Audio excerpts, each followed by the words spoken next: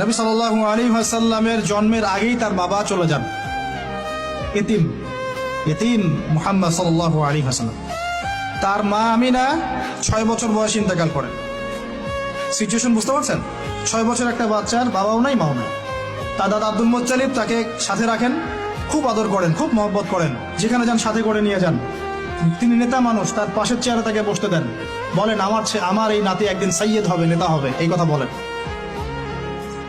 তিনি ইন্তেকাল করলেন 8 বছর বয়স। তারপরে দায়িত্ব পেলেন চাচা আবু তালেব। নাম কি? এই 8 বছর বয়স থেকে নিয়ে নবী সাল্লাল্লাহু আলাইহি ওয়াসাল্লাম নবী হয়েছেন 40 বছর বয়সে, আর মক্কায় ছিলেন 13 বছর, প্রায় 53 বছর। প্রায় 53 বছর পর্যন্ত, 8 থেকে 53 বছর পর্যন্ত, এই যে লম্বা সময় চাচা আবু তালেব নবী সাল্লাল্লাহু আলাইহি ওয়াসাল্লামকে পাহাড়ের মতো প্রোটেক্ট করেছেন, পাহাড়ের মতো। পাহাড়ের পিছনে আপনি দাঁড়ালে কি বাতাস লাগবে? এভাবে তিনি প্রোটেক্ট করেছেন নবী সাল্লাল্লাহু আলাইহি ওয়াসাল্লামকে। তার সন্তানদেরকে যা খাওয়াতেন তার চেয়ে ভালোটা নবীকে খাওয়াতেন সাল্লাল্লাহু আলাইহি ওয়াসাল্লাম। স্পেশাল রান্না তৈরি করে তাকে ডেকে নিয়ে বসতেন, কারণ এতিম ছেলে, মনে কষ্ট আছে, হয়তোবা সবার সামনে বলতে পারে না, ব্যাপারটা বুঝেন না? তিনি এইভাবে ট্রিট করতেন।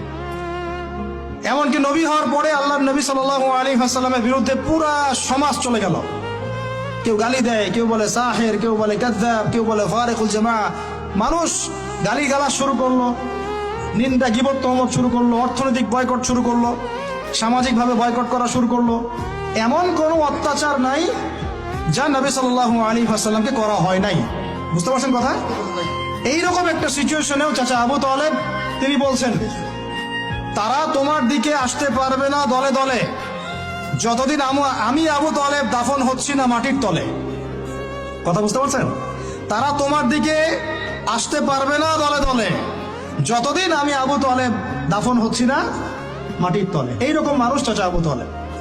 মানে আমরা যারা এখানে উপস্থিত আছি, বাংলাদেশে 16 কোটি মুসলমান, সারা বিশ্বের যে এত কোটি মুসলমান, তার মধ্যে বেশিরভাগ মানুষ, এই বেশিরভাগ মানুষকে যদি আপনি এক পাল্লায় রাখেন, চাচা আবু তালেবের অবদানটাকে আরেক পাল্লায় রাখেন, ওই পাল্লা ভারী হবে ইনশাআল্লাহ। কিন্তু শেষ পর্যন্ত চাচা আবু তালেব কালিমা লা ইলাহা ইল্লাল্লাহ করতে পারলেন না। কথা কি বুঝতে পারতেছেন ভাই?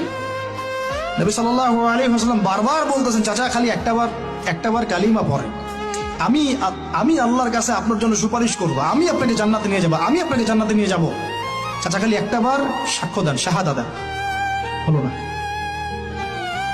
হাদিসের মধ্যে আসছে চাচা আবু তালেবকে জাহান্নামের সবচেয়ে উঁচু স্থানে রাখা হবে